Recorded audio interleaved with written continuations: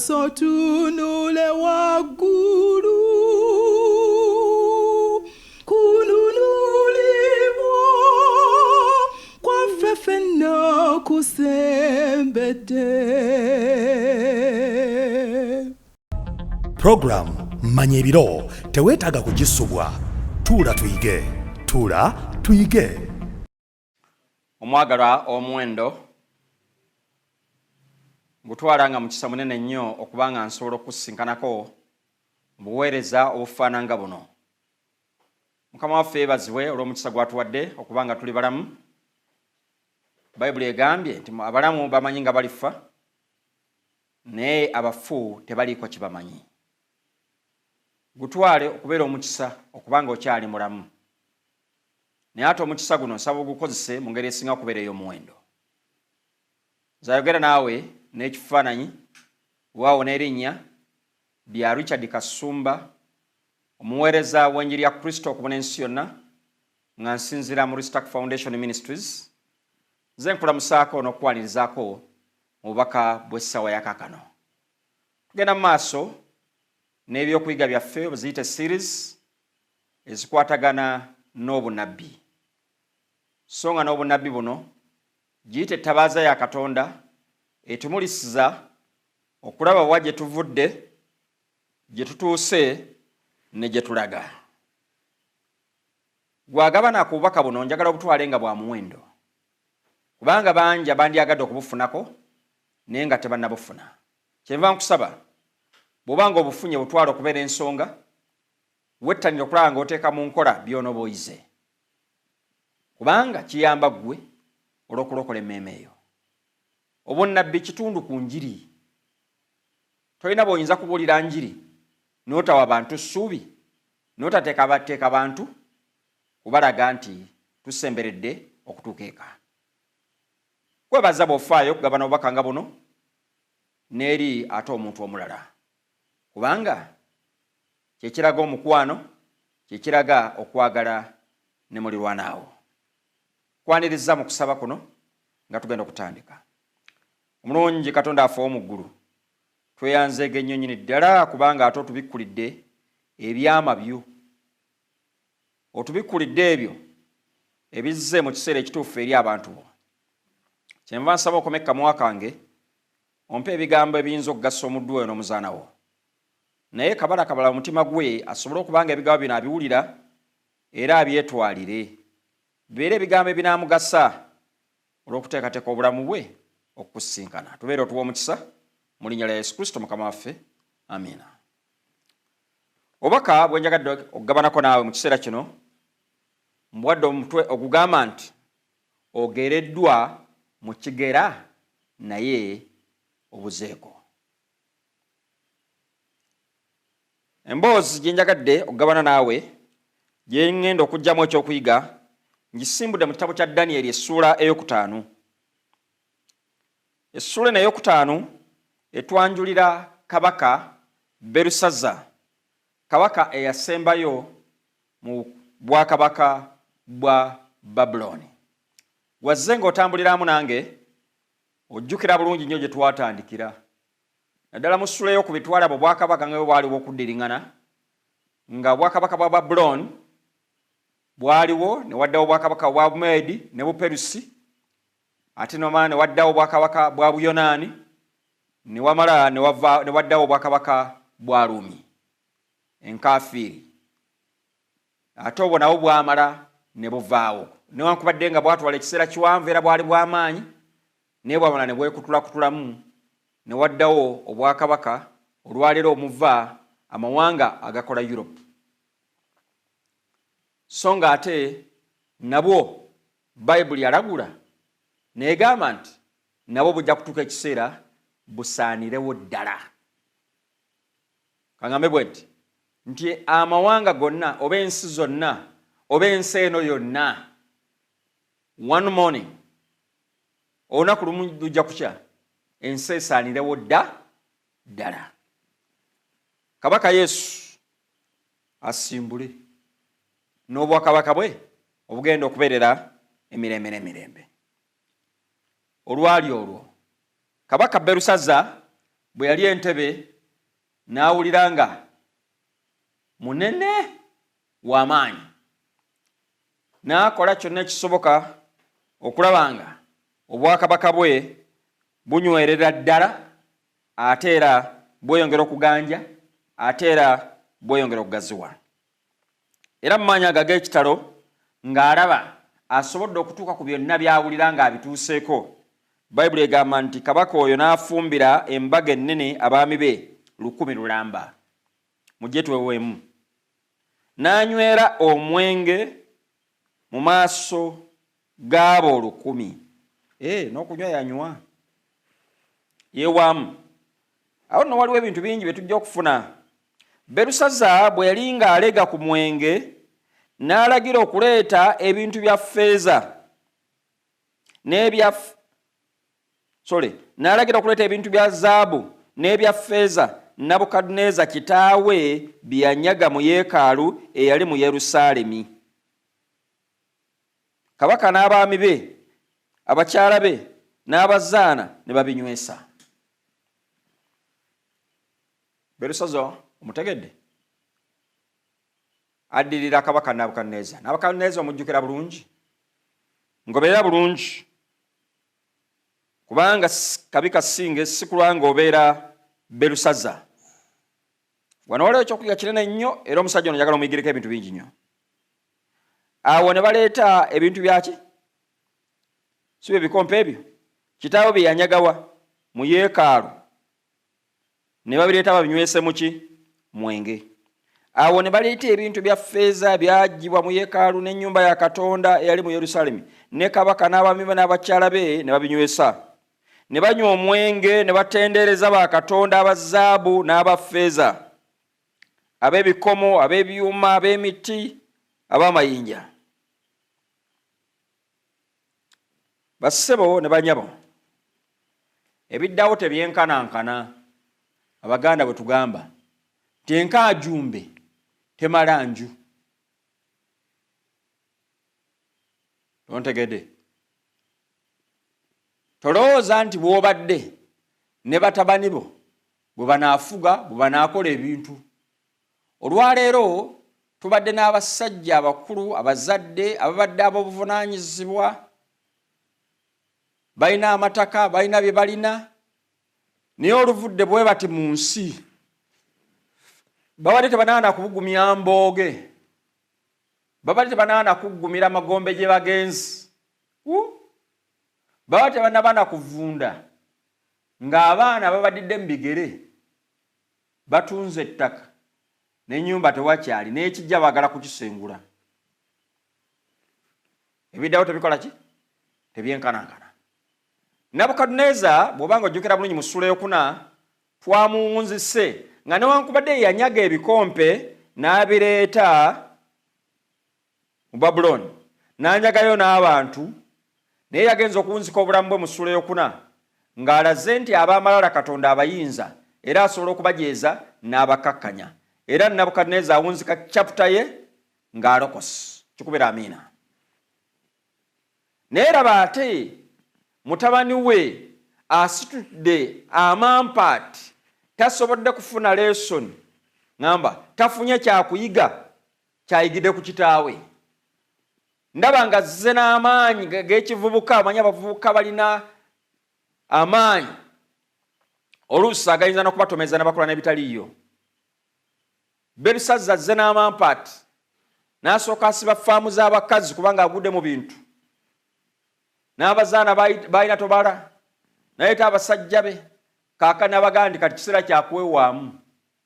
Naye mu kwewaamu laba waliwo ebintu bingi byendaba wano byavvoola oba byakola.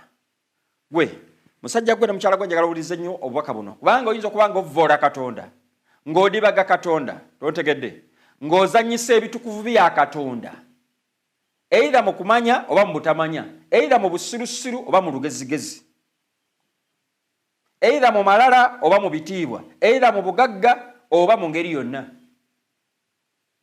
But I pray to God that by the close of this sermon obeere ng'oyize, olina ky'oyigidde ku musajja ono Berusaza. bino sizze mu lwali bassebo. Ndeese obubaka buno nga Mukama njagala tubeeko kyatuyigiriza, tuyigire ku baaliwo. Eri osoma mu Bakolinso ekisooka essula 10 agamba nti ebyo byonna ebyatuuka ku bajjajjaffe, ayogera ku Bayisirayiri, byali byakuyiga, byali byakulabirako gye tuli abatuukiddwako emirembe gino egy'enkomerero. In the same manner, ebintu ebyatuuka ku basajja nga bano ba Berusazza, it's not just history and record. N'ebina kye bituyigiriza nti gwe oyingidde mu bukulembeze, bw'obadde mu bufuzi, bw'obadde mu kitiibwa, bw'ogudde mu bintu, osobodde okugulumiza Katonda. Omusajja ono yandibadde ayigira ku kitaawe, yandibadde ategeera nti kitange alina bingi bye yayitamu, kanneewala ensobi ezo si kulwa nga nange ekintuukako. Naye teyasobola. Abasomesa history bagamba nti lwaki basoma history, n'ekisingira ddala byonna bagamba nti tosobola kutegeera future yo, tosobola kutegeera gy'olaga nga tozzeeko mabega kulaba. Senga Berusazza ono abaako okuddako emabega n'alaba ebyatuuka ku Nebukadduneeza, yandibadde oba oli ayiga. Eri abantu nga ggwe antunuulidde nga tosobodde kuyigira ku bya kitaawo. Kitaawo yagaggawala atya? Yasobola okutuuka ku bintu ebifaanana ng'ebyo. Yakola ki? Naye gwe kati ogudde mu bintu, olaba kakati ettaka ntunda butunzi. You have decided to become arrogant. Omala geeyogerera, twakolanga mulaba wange naye nga si gwe wabikola. Osazeewo okwolesa obusirusiru oba buli ngeri yonna kubanga ogudde mu bintu. Ono bw'agudde mu bintu, number 1, asizeewo kwetamiiza, kuzikiriza yeekaalu ya Katonda, asizeewo n'okunywesa abalala, so is murdering even people's lives. Yetta yekennyini okunywa ebitamiiza n'okunywesa abalala. As if that's not enough, ali mu byabwenzi. Asibye faamu z'abakazi, polygamous kind of life. Takomyewo ku ekyo kyokka, nabo bennyini abamisleadings ababuzaabuzizza. Takomye ku ekyo kyokka, Bayibuli egambye tunaalyoka alagira baleete ebitukuvu bya Katonda ebyanyagibwa. Basaba ekitukuvu kya Katonda kisigala kitukuvu. For all those years down the road, ebitukuvu bya Katonda byasigala bitukuvu wadde biri mu yeekaalu ya Katonda. Manyi tebiri mu yeekaalu ya Katonda. Tobeera mutukuvu ng'omaze kubeera mu kkanisa. Wonna bw'obeera osigala oli mutukuvu, kuba oli mutukuvu wa Katonda wamukkiriza, oli mwana wa Katonda. Ebikompe okubanga byanyagibwa mu yeekaalu tekyabifuula kubeera nga biri defiled kuba tebikyali bitukuvu, byasigala bitukuvu. Naye Katonda byajjeeyo abireese, asazzeewo abinywesa omwenge. Can you imagine? As if that's not enough. Bwe baakyamukanga omwenge gubalinnye, mwoyo ng'abavuddeko, tebaasobola kutegeera nti waliwo Katonda Berusazza gwe yaleka Nebukadduneeza gwe yaleka alangiridde nga yagwanidde okusinzibwa. Oyo ajeeza abo n'aliisa n'abantu omuddo ng'ensolo, tebaabirowooza nako. Kyava bagamba nti omanye eriyo abantu nga bo baasalawo okulemeramu obuwangwa obutabayamba. Lubaala embeera nga n'embeera kw'otadde, omanyi olunyi luli eri Matayo essula 5:17, sajja kudiba ebyabuwangwa newankubadde ebyabajjajjaffe, bwe batyo balunyoolanyoola. Kaakati n'ono akomezzaawo ate obusamize. Addidde bakatonda ab'amayinja n'abafeeza n'abazaabu ate kati baleese. Omanyi kamategeeza abantu oba ne bwe basoma ne babeera n'ebitiibwa, obusiru bwo busigala busiru. Kubanga tunuulira abantu akuŋŋaanyiza na 100, lwe mukuŋŋaana abantu 100 tebayitanga batono nnyo. Ekkanisa etuuza abantu 100, and those were the headmans abalabika nga basajja babitiibwa baggulu. Naye kati gattako n'abakyala n'abazaana n'abaki bonna n'okuŋŋaanya ebinyaŋŋanika n'ebifongoloosi. Bayite bafala ne bafalaziya bonna n'obagamba nti bano be bakatonda batuusiza ku buwanguzi, era buno bwakabaka busobodde okugaziwa lwa bakatonda bano, naye nga batunulira bakatonda balaba ffeeza, balaba bizaabu, balaba biki. Kamategeeza sitaani bw'abanga anaagulika omuntu, oba kigambo kugulika okitegeera, bw'anaabanga anaakusiruwaza n'oggweramu ddala n'akategeera, wangi otunuulira n'ekintu ekirabika ne bagamba nti eyo mbwa nti eyo mmese. Olwo sitaani akugulise, tokyasobola kulaba bintu. Alema okukulabisa omukazi n'olaba musajja munno n'ogamba nti ono gwe nnina okwebereka. Oyo sitaani aba akugulise. N'akujja ku muntu n'akutwala ku mbuzi n'ogyebakako. Either akutamizizza njaga oba alina kyakoze. n'akwasa effumu n'ofumita oba ekiso n'ofumita mukazi wo n'abaana bona n'obatta. Oyo Sitaani aba alinye ejjiya y'amaanyi. Naye katunulira ebifongoloosi bino biri wali bidigida naye nga biga mutukoledde ebikulu Katonda baffe naye bayimba babuukabuuka naye nga ne bakatonda bebagamba biri awo bizaabu bye bayikuula eri mu ttaka n'ebifeeza n'ebintu ebifaanana ng'ebyo. Bassebo, such stupidity, obusiru obufaanana ng'obwo temulowooza nti bwakoma ku mirembe egyo. Ne leero abantu n'akwata ebintuntu n'agamba nti bano be balongo n'omubuuza nti bebalwa ngadidde obuwukabuuka bwe yakwata ku ttale n'abusibaasiba mu buwerowero n'abuteeka emabega eri n'agamba nti abalongo bano bali awo buli lwaba atambula n'abusuulira n'empogola n'agamba nti munaye mumperekere munaye munsabire munkulembere ntambule emirembe n'otunuulira ekinyaŋŋalika.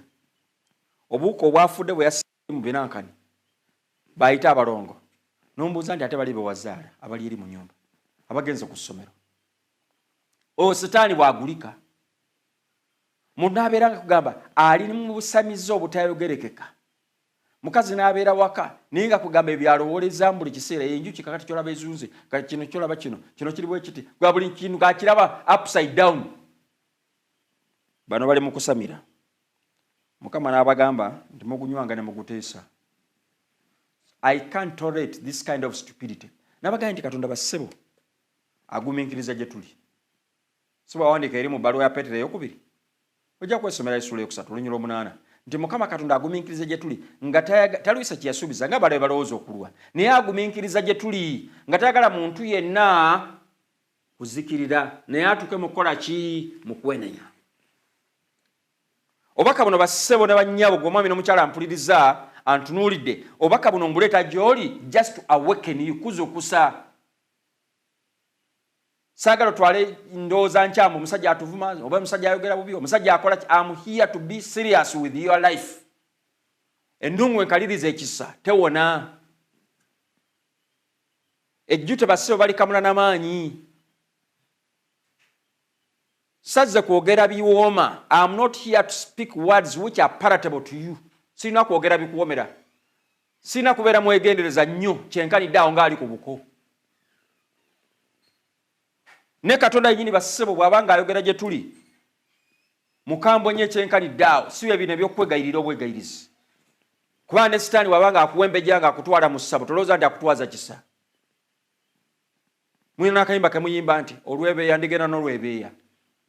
Kanyoomonyomo w'onyomera asula mu nju akanyoomonyomo bwe ndikuta ndikwata mulala. Is that Maso yakwasiza kisa? Ne Sitaani naye mumalirivu okulanga agenda n'olwebeeya kasenyanku yeewalawala n'enkuuze.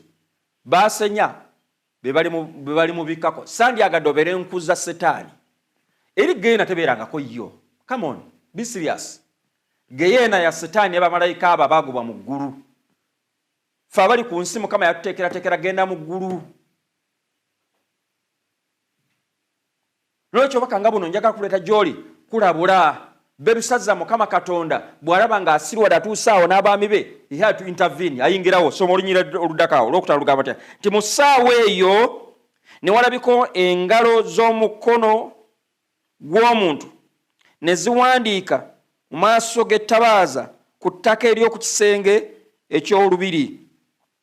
Kabaka n'alaba ekitundu ky'omukono nga kiwandiika good enough nti ne kabaka yennyini yakiraba. Nga nawe obubaka buno bwe mbuulira kakati bw'obuwulira you can't deny it. Oba oyagala jjako TV kale. Naye ky'onooba okoze tekikuyamba. God made sure yalina okusala amagezi okulanga obubaka buno bwe bujja waabutadde obulungi. Kabaka abukola ki? Abulaba because he was the target. Ng'amanyi nti senga kabaka ono analaba obubaka starting with the king kiramaana kisaasaana. Omanyi Katonda atandikira ku mitwe. Bw'oba onotta ekyennyanja era olina kusooka kutta mutwe. Bw'oba onotta omusota era otandikira ku mutwe. Kaakati ne Katonda agamba nti I must make sure nti wenteeka obubaka oba mbuteekewa. Kabaka abeere nga anaabulaba bulungi abusome. Awo ajja okutandikira. Ng'era bwe yakola ku kitaawe n'amuloosa ekirooto kati onaamuleetera bubaka. Ate tuntundu lya mukono wali olabye tuntundu ly'omukono nga liwandiika tolaba nannyiniryo, tolaba mukono, wabula olaba kiki? Just kitundu bwe kiti kikola kitya? Kiwandiika. Gwe Katonda tomuzannyisa gwe. Ate bwe ziba nkola, alina enkola nnyingi ezaki? Ez'enjawulo. Mu ssaawa eyo Katonda takeerewa. Ate abazanga bakyali mu kiduula bali abo bonna bisirwalidde awo. N'agamba nti no, wano wenina okubirumbira nga bikyali awo, samuli yange ekwateyo. Yalabirawo ng'ettundu ly'omukono liwandiika. N'alaba ekitundu ky'omukono nga kiwandiika. Awo amaaso ga kabaka ne gawaanyisibwa gy'ali. Gamba nti amiina. N'ebirowoozo bye ne bimuweraliikiriza, ekyo Mukama ky'ayagala kiriyose. N'ennyingo ez'omu kiwato kye ne ziddirira. Wonderful, Mukama weebale. N'amaviivi ge ne gatandika okubagana. Praise be to God. Someone yakutteyo. Omanyi Katonda wabanga anaakola ataaka, anaakola olumba, tayita mu kituli kimu nga mmese. Alumba okuyita mu ngeri ez'enjawulo. Olw'omusanvu luga nti kabaka n'ayogerera waggulu okuyingiza abafumu n'Abakaludaaya n'abalaguzi era ng'omusamize bw'abeera obusirusiru. Kabaka n'ayogera n'agamba nti abagezigezi ab'e Babuloni nti buli anaasoma okuwandiika kuno era anandaga amakulu gaakwo alyambazibwa olw'effulungu era aliba n'omukuufu gwa zaabu mu bulago bwe era aliba mukulu ow'okusatu mu bwakabaka. Ekifongoloosi kino mbuuza nti lwaki okiyita ekifongoloosi? Omanyi waliwo abagwa mu ntebe ne beerabira okusoma ku byafaayo nti once upon a time n'ekitaawo yafuna experience ezifaanako nga zino. Ye ndibadde straight awaga nti bampitidde Danieri. N'ekisajja kyattu mu busirusiru bwakyo n'obusamize bwakyo n'ogutiibwa bwakyo n'obutamiivu n'obukaafiiri tekifaayo na kumanya biki ebyaliwo emabega. Gwe bw'ojjanga mu buyinza oba mu ntebe yonna oba mu bukulembeze bwonna, try to study the past. Ababaddewo bayiseewa, biki ebibaddewo, ani abadde mu leadership, what has been his shortcomings, what has been his potential, what can you learn from him, kiki omuyigirako. Era ono olw'obusamize bwe kati ayita Bakaludaaya n'abasamize be baali bataayise ku mukolo abataaliwo kakati babaleeta banyonyole basome ebiwandiiko bwe batapute. Wali obaleka ebweru ng'obiyita byakusaaga, oleeta bano abaami kati kubagana. Awo ne muyingira abagezigezi bonna abakabaka naye ne batayinza kusoma kuwandiika okwo. Gamba nti amiina kiryose baleme kukisoma. Newankubadde okutegeeza kabaka amakulu gaakyo nabyo ebifongoloosi. Do you think everyone can interpret God's message? Babita byakusaaga. Basebo kiringa kati bino ebigambo by'ensoma ne bigenda okuyigiriza eby'obunnabbi. Don't think that any pastor, every prophet, every whatever apostle can claim and say mbusobola okubinyonnyola. Bino si bya buli omu. Tujja kulaba eri mu kitabo kye bayita kubikkulirwa nti abantu abasobola okubanga bategeera ebigambo nga bino be bali mu kanisa ya Katonda eyasigalawo abalina okutegeeza kwa Yesu Kristo nga n'okutegeeza kwa Yesu Kristo ye mwoyo w'obunnabbi. Balina myoyo gya kugoba mizimu, myoyo gya kukankanya nankani, kukola kutya, kale kwata twala tugende biki ebyo andekire muna kubogala na kubeeraawo kujojolikana biki. Those are not the spirits I'm talking about. I'm talking of the spirit of prophecy. Mwoyo w'obuki w'obunabbi. Bano balina mizimu. Bano be bayisa Abakaludaaya n'abafumu n'abaki. Ebyo balina okulagula ebyo ebya Setaani ebyabyo bye bakwatagana bibalagula. Nesi kulagula bya Katonda. This message had come from the heavenly throne. Byali bivudde mu ntebe ya Katonda. Kitegeeza nti okujja ng'omusajja aliko omwoyo wa Katonda yali ayinza okutaputa ebigambo bino. Gy'oli mukwano gwange. Mbu ne babaleeta. Era ne batasobola kunyola kabaka makulu. Kabaka Berusaza n'alyoka yeraliikirira nnyo kiryose yongere kweraliikirira. Amaaso ge ne gawaanyisibwa gy'ali, abaami be ne babulwa n'amagezi. Kiryose bonna basiriwalire ddala. Mukama abasanyalirize ddala. Awo kaddulubaale, bwe njogera kaddulubaale gwe omuganda omutegeera. Gwe bayita first wife, omukyala asooka kugamba mu faamu y'abakazi. Kaakati first wife yavaayo. N'ayingira mu nju ey'embaga olw'ebigambo bya kabaka n'abaami be. Kaddulubaale n'ayogera nti ayi kabaka obenga omulamu emirembe gyonna. Amiina. Ebirowoozo byo bireme okuweraliikiriza gwe, so n'amaaso go galeme okuwaanyisibwa. waliwo omusajja mu bwakabaka bwo omuli omwoyo gw'aba Katonda abatukuvu. Kikubira amiino bw'olimu amagezi awuliriza era ng'ogoberera bulungi. Bassebo, in every situation, mu buli mbeera gye tubeeramu, Mukama Katonda ayinawo basita baleeta, ayinawo abantu ab'omugaso, ayinawo abantu oluusi gwe boyinza okuniglectinga, boyinza okulaba nga abatagasa naye nga abo Mukama bagenda okukozesa. Kindabikiranga Kaddulubaalo ne yali n'ebweru nga ne ku mbaga taliwo, ye ate ng'akolawo kibaami ebaliwo. Mukama n'alumba. Kati ono ayingirawo nga bamugambye nti Balo ng'aguddemu ogw'ekitengo ngamba omusujja ng'ali wali ajugumira akankana. Waliwo n'ekiwandiise ku nankani bayingiza n'Abakaludaaya n'abafumu n'abalaguzi bonna n'abasamize bonna bigaanyi, naye omusajja alabika bimusobedde. Ate bimala okusobera Balo gwe n'olowooza nti n'abeera bulungi. Kyava yajjukira ebyafaayo n'agamba nti ye ne mu bwakabaka omusajja Danyeri akyaliwo. Si yayamba ye ne Sezaala, si yayamba Nabukadduneeza, ye ekitulaliikiriza kiki? Kanyingirewo. Ngamba gwe musajja gwe abadde ajolonga mukazi wo, omugatagattako n'abakazi abalala, tomulabawo, but first wife is your true wife. Ako kayize. 2. Gwe abadde ajerega omukazi mbutalowooza ezomba obuwa bisiraani tebalina kye bamanyi. Learn. First wife ku luno yagenda okubeera ow'amagezi, omuwi w'amagezi. Yagenda okunoga ekikolo n'eddagala, yagenda okulaga wa wayinza okuva rescue, okununulibwa kw'obwakabaka kugenda kuvaawa. N'ayingirawo n'alyoka agamba nti waliwo omusajja mu bwakabaka bwo omuli omwoyo gw'aba Katonda abatukuvu. Mukama waffe yeebazibwe okubanga omukazi ono first wife kitegeeza yali alemeddwa buleme okukonfessinga nti waliwo Katonda agwanidde okusinzibwa mukazi wattu olwa influence y'abasajja gye twayigako emabega nti oluusi batulemesa, balemesa abantu abamu okutegeera amazima. Naye ng'ekituufu kiri nti omukazi ono yali akyamanyi nti waliwo omuntu abeerako omwoyo w'aba Katonda abatukuvu. Statement eyo njagadde nnyo. Omukazi ayinza okubeera mu maka ng'ategeera Katonda naye ng'ekisajja kifongolosi. Kiganye okutegeera Katonda, kiri mu busamize, kiri mu manda buli kiseera kirowooza kimu bibiri kusamira kuloga kukola kutya. Nja kumutta, nja kukola kikunywa mwenge kwetamiza ne kibeerawo ne bavuwalirawo ne babeerawo sitaani n'ababonyaabonya. Naye ng'omukazi bambi alimu element y'okutegeera Katonda. Mukazi gwe nywerera ku mazima ago. Omusajja gwe wagakkiriza naye ng'ekikazi ekiri awo kidankanye kidobonkanye. Please nywerera ku mazima ago. Kati atandise okuwa amagezi first wife. Wadde baade bamulese ebweru bamulabanga atalina kigasa, kaakati ubona afuusa ow'omugaso. Waliwo omusajja mu bwakabaka bwo ate aliwana mu bwakabaka bwo. Can you imagine? Kitegeeza nti omulokozi oba n'abayamba alina mu nnyumba mwennyini omuli omwoyo gw'aba Katonda abatukuvu, ne mu mirembe gya kitaawo omusana n'okutegeera n'amagezi ng'amagezi g'aba Katonda byalabikira mu oyo. Ne kabaka Nabukadduneeza kitaawo, kabaka kitaawo n'amufuula omukulu w'abasawo n'abafumu n'Abakaludaaya kugamba yabakulira, yali waggulu waabwe. Si kubanga yali akkiririzamu ebyo bakola, but he was above them. Kyagezaawo kulaga he was supreme to them. Kubanga omwoyo mulungi ennyo n'okumanya n'okutegeera n'okulotolola ebirooto n'okulaga ebigambo eby'ekyama n'okuzingulula ebyabuusibwabuusibwa byalabikira ku Danyeri oyo. Kabaka gwe yatuuma Berutesazza.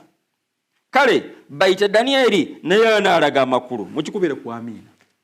Eri abantu abalabikanga insignificant ekyaluganda kimbuuza. Abalabikanga abatalina nnyo makulu, abatalina nga mugaso, naye nga ku ssaawa envanyuma bagenda okubeera mugaso. Kamanyumizeeyo kasitole. Olwali olyo bantu bateekateeka mbaga reception zino ze bateekateeka. Kati baagala okuteekateeka omukazi ng'aleeta ekyambe. Kyali kinene binaife binene kye babasazisa keeke. Ne bamujerega namugandi kati ekyo labyo okuleeta ekyambe, ekijambi ekipanga ekisala enankani kuba kaali kyambe kinene. Mukazi n'afuna entondo n'agenda n'akikweka. Kati batuuka ku ssaawa ya reception ng'abalowooza nti akasowe kali, ng'akaso tekabangawo. Ne bapanikinga. Yate waliwo omukazi wano yadde aleese ekyambe ekinene. Bamugamba we mama, kirimu angaye mbo kipanga. Kwegamba mukazi ne bamwegayira bwegezi, mama tuyambe otwetere ekipanga tusale keeke. Ng'embaga eri ku stand still. Gwe waliwo abantu oluusi be munyooma. Mu maka ga Nayamani mwali musomyeko Nayamani. Kaali kaana kawala buwala. yekatereza embeera nga Naamani ekigenge kimumalawo naye ne ka proposinga ne kagamba ne waffe eri yaliyo nabbi gye mwanyaga naye ayinza okuvumula ebigenge ebyo era bamala kutwalayo musajja atu Naamani gye yawonera era okugenda okuddanga n'obwakabaka bonna butegedde Katonda kubanga Naamani bw'akomawo ng'ategedde Katonda he had influence kye nayigirizaako eri nti gwe bw'onoogaana okutegeera ebintu bya Katonda Mukama ayinza okufuula nga Naamani n'akusindikira ekigenge oba si ekyo n'akutwala ku ttale oba si ekyo n'akutwala ku kitanda kati ono yagenda ku kitanda kyewa Elisa naye ng'ekigenge kimulya kimumalawo. Back to the point. Omukazi ono bw'amala okuproposinga ne bayita Daniel. Awo Daniel n'alyoka ayingira mu maaso ga kabaka. Kabaka n'asumulula n'ayogera nti baŋŋambye Daniel gwe Daniel oyo ddala gwe bagamba omu baana b'omunyaga wa Yuda kabaka kitange gwe yajja e Yuda nkuwuliddeko ng'omwoyo gwa Katonda guli ku ggwe era nga n'omusana n'okutegeera n'amagezi biri ku ggwe ne kaakana abagezigezi mbayise balemeddwa tebanyonyodde naye ggwe nkuwuliddeko ng'oyinza okulootoola n'okuzingulula ebibuusibwabuusibwa kaakati tandika okumbuulira nja kukuwa olugoye nja kukwambaza omukuufu era oliba mukulu ngenda kukwambaza n'ebya zaabu era oliba mukulu mu bwakabaka byonna bimubuulidde ogenda kubeera wakusatu biki 17 luga nti awo Daniel n'addamu n'ayogerera mu maaso ga kabaka n'amugamba nti ebirabo ebyo beera nabyo seetaaga nze n'empeerayo giwe abalala nze seetaaga naye kyenjagala kimu nkusomera ebiwandiikiddwa nkutegeeze n'amakulu gaabyo saagala ssente zo nze era saagala byakumpaanawaana nti nkubuulidde kimu kyokka nze kyenkwagazaamu wuliriza message eno gitwale mu butuufu waayo kola kyekulagira seetaaga ssente zo nawe bwabuwa naawe njagala enjiri eno ogitwalire buwa nze okukuleetera obubaka buno kuyamba meme yeerokolebwe nga Danieri bw'ateegomba kutwala birabo bw'ateegomba kufuna bukulu naye yayagala kabaka n'obwakabaka bwe bategere Katonda ow'omuggulu ayigwe kabaka Katonda ow'omuggulu ennyo yawa Nabukadineza kitaawo obwakabaka kati atandika olugendo gye lutandikira amuyigirize kaakati omanyi abantu abamu bamala kubateeka mu situation mu mbeera ne balyoka bayingira kiraasi ey'okuyiga bategeere kati kabaka n'ettamiro limuweddeko tolowooza nti akyali mutamivu kati awo mu kiseera kyategeera bulungi ebigenda mu maaso n'alyoka asimbula lecture n'amugamba nti gwe ddamu amagezi kitaawo Nabukadineza yalina amampaati agafaananga gano nga simusamize mulwadde n'amunyonyola byonna nga bwe yamutwala ku ttale yasooka kumuloosa n'amutwala ku ttale n'amuliisa omuddo ng'ensolo akola puriyambo ayanjula ensonga amuwa ebbakagula ne kwagenda okusinzira naye kiki akimutegeeze ti naawe amalala ago g'ofunye naawe olw'okwagala okweyisa nga kitaawo bwe yeeyisa omutima gwe gwegulumiza n'omwoyo gwe n'akola ebintu ebitaasaana Mukama yamugja ku ntebe n'amutwala n'amuliisa omuddo n'abeereyo ng'ensolo naye gwe Mukama si kyakoze gwe Mukama kaakati akulumbye butereevu ku mmeeza naawe omwana we ayi Berusaza tonatoowaza mutima gwo newankubadde nga wamanya ebyo byonna naye weegulumiza eri Mukama w'eggulu nsoma 23 ne balita ebintu ebyo mu nnyumba ya Katonda mu maaso go naawe n'abaami bo n'abakyala bo n'abazaana bo ne mubinywesa omwenge ebitukuvu bya Katonda n'otendereza ne bakatonda ba ffeeza n'abazaabu n'ab'ebikomo n'abafaana batya such stupidity obusamizi obwenkana awo Mukama tasobola kubugumiikiriza Katonda yakubeezawo alina omukka ogw'obulamu bwo n'omukuba ettale n'omusambajja ekitundutundu ky'omukono kyekyalyoka ne kiwandiika mu maaso go n'ebiwandiikiddwa bye bino mene tekel ufrasin amakulu g'ekigambo kino nti mene Katonda abaze obwakabaka bwo era abukomezza Samuel ogiwulidde olw'okujolonga Katonda n'ozanyisa ebitukuvu bye obwakabaka bwo bukomezebbwa oba eyo Samuel eyingidde tekel ogereddwa ge kennyini mu kigera olabise ng'obulako naye wennyini you are short of God's glory, of God's righteousness.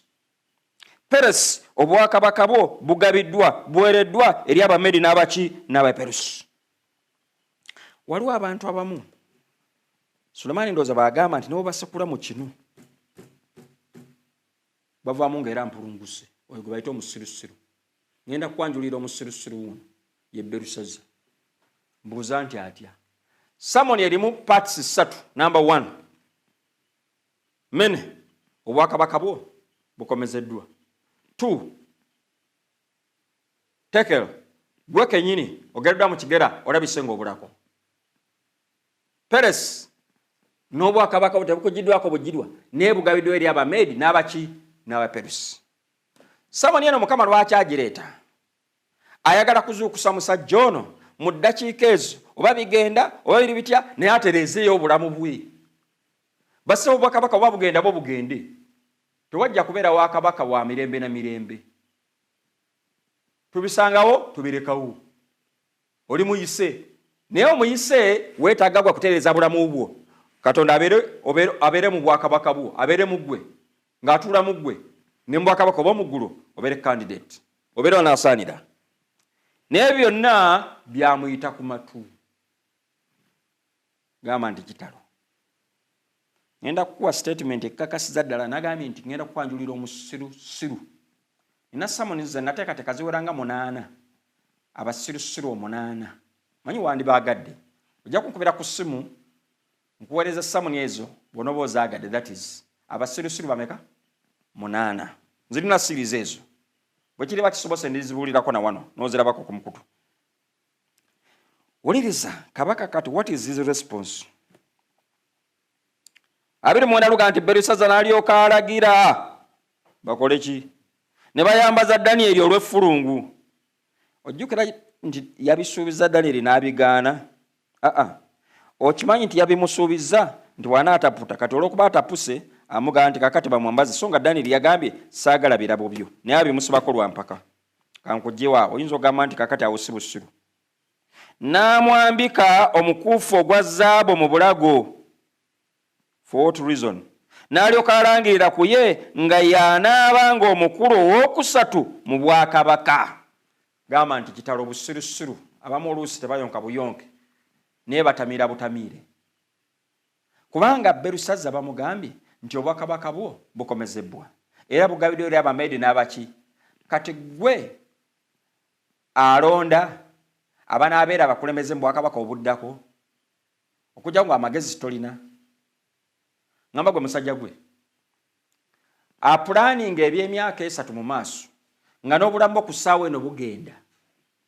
Katonda ng'ayogedde naawe naye message eganya okuyingira mu bwongo bwo. Gwono pulaningira eby'omu maaso. Bayibuli eganya nti abalamu bamanyi nga balifa naye abafu tebaliko kibamanyi. Kubanga bagenda mu kusirika teriyo kulowooza teriyo kukola kyava agamba. Essula eyo njagala nnyo ey'ekitabo kya Mubuulizi essula 9 olunyira 10 kyava agamba nti kale omukono gwo kikulaba ng'okola kikolenga n'amagezi go gonna n'emmeeme eyo mu maanyi go ng'okyali muki mulamu. Bayibuli egamba etya nti mu kiro ekyo Berusazza kabaka Omukaludaaya nattibwa. Kikubira ekitalo. Daliyo Omumedi nawe bwe bwakabaka bwe yali nga yakamaze emyaka 62. And that marked the end of King Berusazza. And I want to assure you, bw'obanga oyagala kulaako ku Berusazza sala gonna ogende mu Geena. Mugenda kwerabako. Tontegedde. Berusazza mu busiru bwe era mwe yafiira. Samoni ng'emubuuliddwa ku last hour eyali emuyamba okuteekateeka obulamu kabasebo Katonda aguminkize gye tuli. Katonda tajja kuleka muntu kumala gafa kumala gazikirira. Era njagala kukusaba gwe omwami n'omukyala ntunuulidde series zange zino njagala ozigobe kagere ku kagere. Don't miss anyone.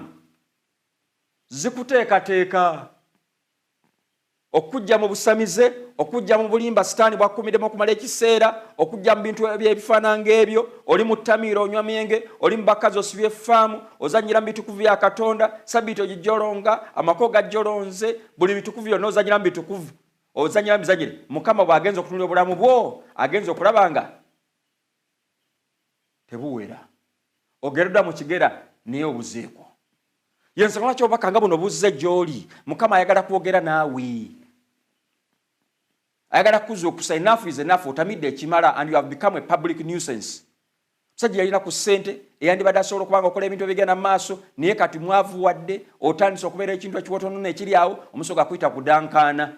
Omukazi agezezaako okuwa ku magezi, towuliriza. Kati tunuulira omukazi ono okuvaayo n'amugamba Danieri, omusajja waali mu bwakabaka bwo, yayinza okuyamba, bamuleese, amuwadde amagezi, naye ekisulu kisigala kifongoloosi. Laba Berusaza bwafa ebyekisulu.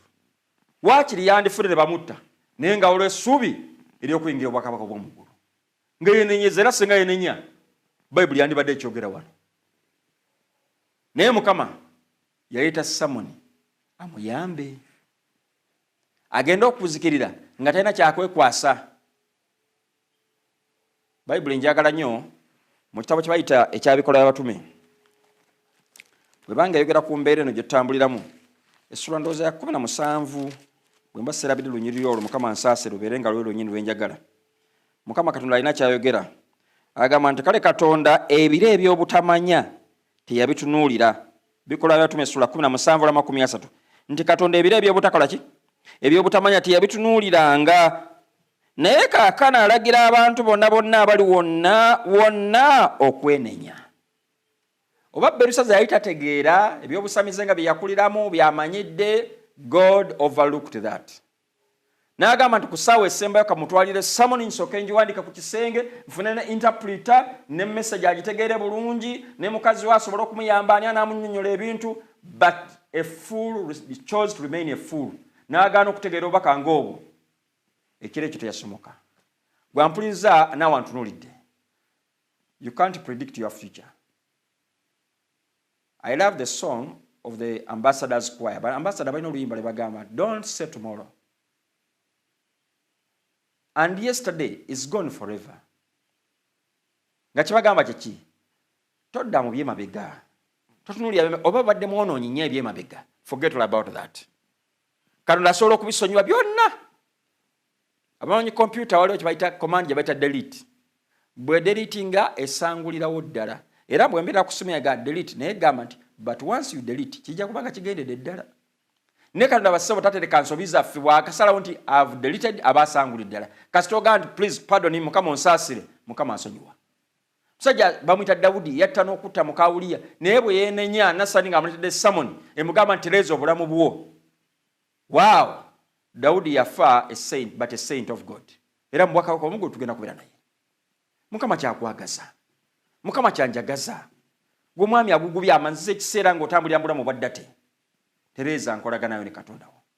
Mukale mweteeketeeke kubanga ekiseera kye mutaloolezaamu omwana w'omuntu kyajjiramu. Tomanya eyinza kubeera accident nga yegenda okujjawo obulamu bwo. Bayinza kubeera nga batemu bagenda okukulumba ekiro kya leero b'enkyaleero. Tomanya biyinza kubeera wonkya. Don't say tomorrow. And yesterday is gone forever. Kyolina okutwala okubeera ekikulu yessaawa ya kaakano. Obaka nga buno nga buzze ojolonze Katonda. Ozanyidde ebitukuvu bya Katonda ekimala. Osamidde ekimala. Jjayo ebintu ebyolina. Call on my number. Gandi musumba bibino jangu tubyoche. I'm overburdened. I'm overloaded. Binstoyeredde. Toyina lugendo. Toyina gye weeyongera. Bakazi bakulemeddeko. Limbino. Kugamba limbulamu buli awo butyo butyo. God would love to see that you begin a new chapter now. Neobanga osigazzaayo ssaawa emu oba bulamu nga busigazza akaseera katono nnyo. You better rest in Jesus Christ. Kisingako naye nga omulidde mu Kristo Yesu. Saa Mukama akumpeera omukisa. Obaka nga buno nga buzze. Ogereddwa mu kigera ng'olabika obulako. But God can fill up the gap. Mukama asobola okujjuzaawo. Bazaakayo baali basajja boonoonefu nnyo. Nga n'ensi tebiitaaga. Naye Mukama yajjuzaawo. Bapawulo baali basajja bazibu. Naye Mukama yajjuzaawo. Sulemaani balina ku faamu z'abakazi. Baabeerako mu mbeera y'obusamize-samizi. Naye Mukama n'ajjuzaawo. Baakomawo eri Mukama. Oh, Sulemaani awunzika agamba nti natunuulira ebyobulamu bw'ensi eno nga birina butaliimu. Nga kugoba mpewo. You are chasing but just chasing wind which you cannot get anything. Saa Mukama naawe ayogere naawe. Nga bwe yayogera ne Berusaza. Tolinda ttuntunu lya mukono kuwandiikira. Ttuntunu lya mukono liyinza okubeera hash. Ng'ate bbi nnyo. Naye takuyamba na kweteekateeka. Naye Mukama leero bw'abanga yogere naawe okuyita mu bubaka nga buno. buzze gy'oli omuntu omutuufu mu kiseera ekituufu olw'ensonga entuufu. Lwaki toyokuba mu kifuba? Lwaki toyanukula ng'ogaa nti Mukama nzuuno zizza gy'oli? Mukama nkuwa obulamu bwange. Laba Mariyamu Magdalena yali mwenzi ekyenkanidde awo, ng'obulamu bwa budibazi ekyenkanidde awo, teyefuuyira bwowo kitalo woowe, naye yasibira ku bigere bya Yesu Kristo. Naawe leero jjangu ku bigere bya Yesu Kristo. Mukama akwetaaga. Omukazi yali azze ku luzzi, mwagala nnyo buli we musomako. Laba n'ensuwa agirekawo n'aga nti mujje mulabe. Ayinza okuba nga ye nnabbi Yesu Kristo gwe twogerako, naye ng'ali mu bulamu bwa ddate, but that hour yakyusa obulamu bwe n'atandika chapter empya. Mukama naawe kyakwagaza otandika obulamu obujja. Wandyagadde otandika obulamu obujja? Wandyagadde tusabire wa Mukama akujjuza amaanyi? I know what you need is only power, and power from God. Tuwa omuliro ogwo gw'abajjajjaffe naffe gwe twagala otuwe, ogunaakyusa obulamu bwaffe. Mukama nsaba kuwa amaanyi ago. Enough is enough. Mukama yogedde naawe, njagala kusaba wamu naawe. Mukama akwate ku bulamu bwo abutereeze. You are not a candidate for hell. You are meant to be a candidate for heaven. Mukama akuwa mukisa. Yesu kabaka w'eggulu, weebale nnyo bw'oyogedde naffe okuyita mu kigambo kyo mu kiseera ekituufu. Obubaka laba buzze nga butulabula nga bw'olabula Berusaza. Nsaba Mukama n'omusajja oyo n'omukazi oyo afune okulabulwa kuno. Obubaka buno abutwala okubeera ensunga. Tomuleka kuzikirira. Muyambe omukukusi, omuwaguze, omugye mu mannyo ga Sataani. Mukyayisa ebyo byonna by'abadde alaba nga bimuyamba, ebimugasa. Tokkiriza malala kumuzikiriza. Berusaza malala n'ekitiibwa n'ebikisirusiru bibyamulemesa. Mukama tusaasire. Kwata ku bulamu bwaffe otereeze mu layini, era Mukama tuteekebweteekebwe tubeere ba candidates, tubeere abanaasaanira okusinkana bono bange ozze kubeera ebiggulu. Kisa kyo n'okwagala kuno omukisa kabyongera okubeerera omuddu wo n'omuzaana wo.